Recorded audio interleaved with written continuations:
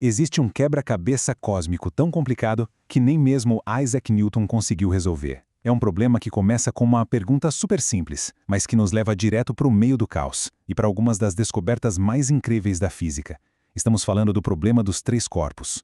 A questão central parece fácil, né? Duas estrelas, ou um planeta e seu Sol, eles dançam juntos numa órbita que é perfeitamente previsível. Mas, e se um terceiro corpo entrar nessa dança? O que acontece? A resposta, como a gente vai ver, não é elegância, é caos puro. Vamos dar uma olhada na diferença. Aqui à esquerda, o problema de dois corpos é a previsibilidade de um relógio. Pensa na Terra e o Sol, uma dança elegante que dá para calcular com perfeição. Mas aí, do lado direito, é só adicionar um corpo a mais e essa dança vira um emaranhado completamente caótico. A ordem simplesmente, puf, desaparece. Mas, afinal, de onde veio esse problema todo? Para entender por que ele é um osso tão duro de roer, a gente precisa voltar no tempo, lá para o século XVII, e entrar na mente do homem que basicamente escreveu as regras do universo, Sir Isaac Newton. Newton era um gênio, né? Ele criou as leis da gravidade e provou que dois corpos sempre orbitam em formatos perfeitos, tipo elipses. Tudo era previsível, uma maravilha. Mas quando ele tentou aplicar as próprias regras para o sistema Terra-Lua-Sol, as contas simplesmente não fechavam. O gênio que decifrou o cosmos tinha encontrado seu limite. Por mais de um século, o problema geral parecia sem solução nenhuma. Mas, se não dava para prever o sistema inteiro, será que existiam pelo menos alguns pontos de estabilidade? A busca por essas ilhas de ordem num oceano de caos estava prestes a começar. E essas ilhas de estabilidade são conhecidas como pontos de Lagrange. Pensa neles como pontos de equilíbrio perfeitos no espaço. São 5 locais onde as forças da gravidade se cancelam, permitindo que um objeto pequeno, tipo um satélite, fique estacionado ali. São verdadeiros oásis no meio do caos.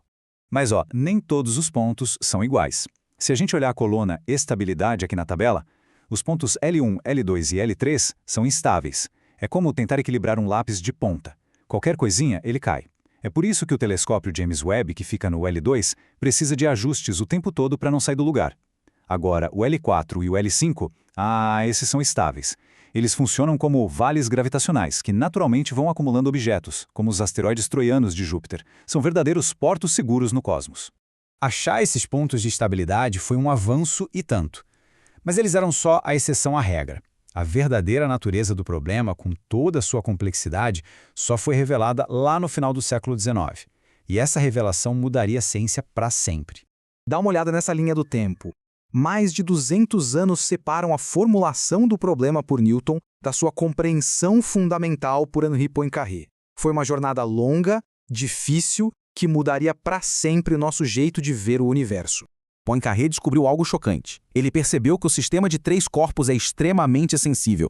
É o famoso efeito borboleta, uma mudança minúscula na posição ou velocidade inicial de um corpo, menor que 1 grão de areia, pode resultar em órbitas completamente diferentes no futuro. Ele provou que a previsibilidade a longo prazo era fundamentalmente uma ilusão. Então, o ponto principal é este. A busca por uma única solução estava condenada desde o começo. A descoberta de Poincaré marcou o nascimento da teoria do caos e mudou o objetivo da ciência. Em vez de tentar prever o futuro exato, a meta passou a ser entender a própria natureza do caos.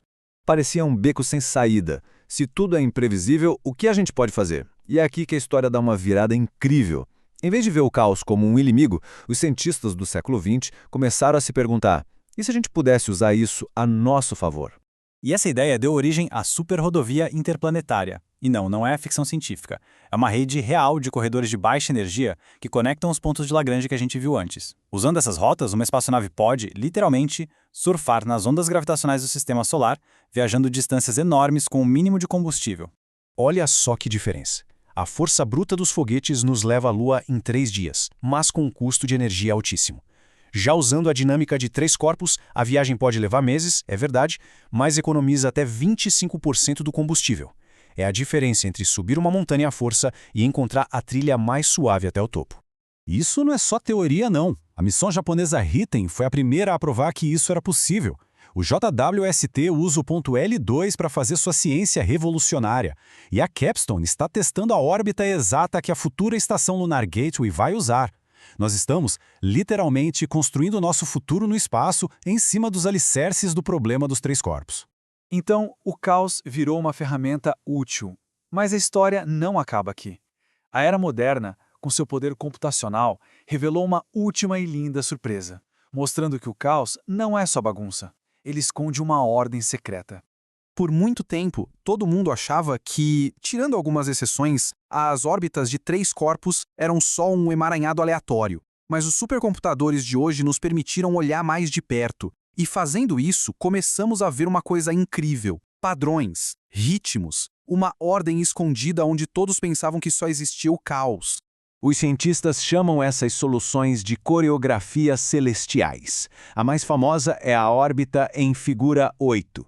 Nela, 3 corpos de massas iguais se perseguem para sempre no mesmo caminho fechado. É uma dança de uma beleza e simetria impressionantes, encontrada bem no coração do caos.